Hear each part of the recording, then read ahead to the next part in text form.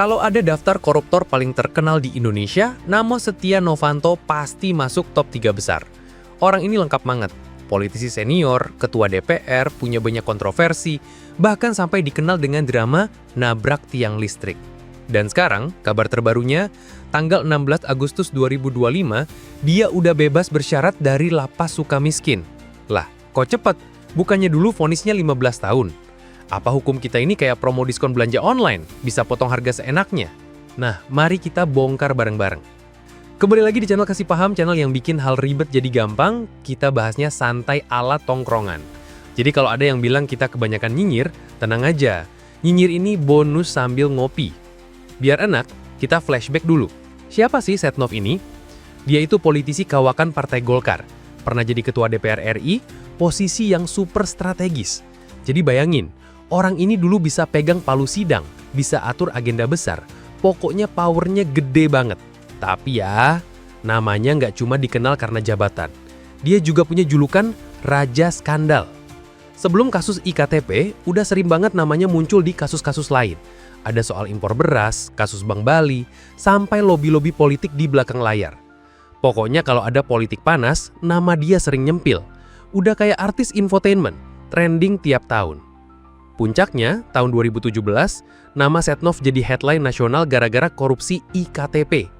Proyek IKTP ini nilainya gede banget, 5,9 triliun rupiah. Harapannya, semua warga Indonesia punya kartu identitas elektronik modern, rapi, nggak bisa dipalsu. Tapi kenyataannya, duit proyek dikorupsi bareng-bareng. Kerugian negara ditaksir 2,3 triliun rupiah. Bayangin, 2,3 triliun rupiah. Duit segitu kalau dipakai buat bangun sekolah, bisa bikin ribuan sekolah baru. Kalau buat jalan tol, udah bisa bikin koneksi antar provinsi. Kalau buat kopi susu, bisa kasih gratis ke seluruh Jakarta selama setahun. Tapi ya itu, duitnya malah menghilang. Pas proses hukum, muncul drama-drama kocak. Waktu mau dipanggil KPK, tiba-tiba sakit. Dirawat di rumah sakit mewah, mukanya pucet, pakai selang oksigen.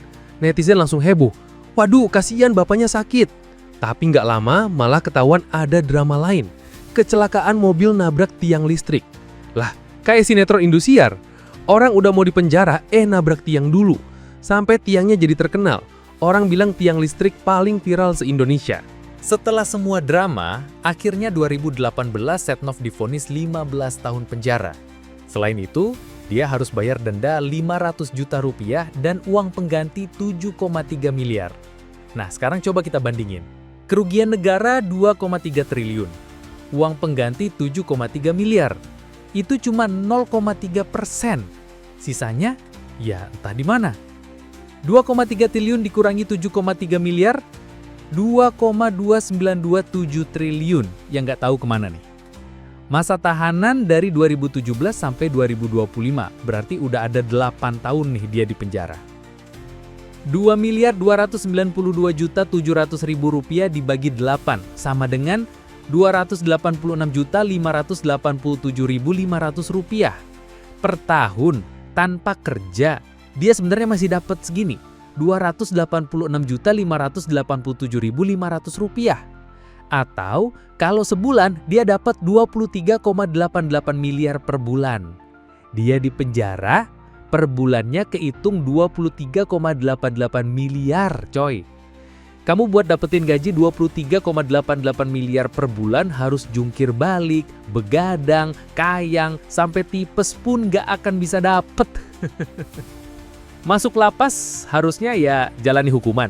Tapi ternyata nggak segampang itu, Ferguso. Setnov pernah ketahuan jalan-jalan ke toko mewah. Fotonya bocor, langsung viral.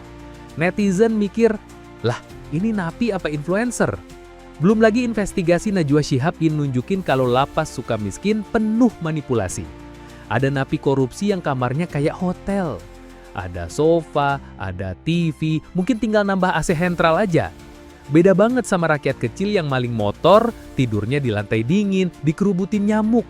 Kalau belanja ada diskon Harbolnas, kalau napi korupsi ada diskon hukuman. Tahun 2024 Mahkamah Agung kasih diskon lewat peninjauan kembali. Hukuman 15 tahun dipotong jadi 12,5 tahun. Belum lagi tiap lebaran dapat remisi, tiap 17 Agustus dapat remisi. Totalnya udah kayak kalender promo. Akhirnya, karena udah jalani 2/3 masa tahanan, dia memenuhi syarat bebas bersyarat. Dan tepat tanggal 16 Agustus 2025, sehari sebelum HUT RI, Setnov keluar dari lapas Sukamiskin. Kayaknya biar bisa sekalian ikut lomba makan kerupuk di komplek. Nah, coba kita bandingin sama rakyat kecil. Ada orang nyolong semangka dihajar massa. Ada orang nyolong sandal jepit, kasusnya bisa panjang. Tapi, ada orang nyolong duit negara 2,3 triliun rupiah, malah bisa dapat diskon hukuman. Aneh kan? Keadilan di negeri ini kayak punya kelas VIP. Kalau kamu orang biasa, hukumannya keras. Kalau kamu orang berkuasa, hukumannya bisa dinego. Yang bikin tambah geleng-geleng, masih ada kader partai yang dukung Setnov balik ke politik. Lah, ini kayak pemain bola yang udah dapat kartu merah, tapi pelatihnya bilang, udah masuk lagi aja. Apa kita harus bilang welcome back koruptor tercinta? Harusnya, kasus sebesar ini bikin karir politik tamat. Tapi di negeri kita, justru masih ada ruang buat balik lagi.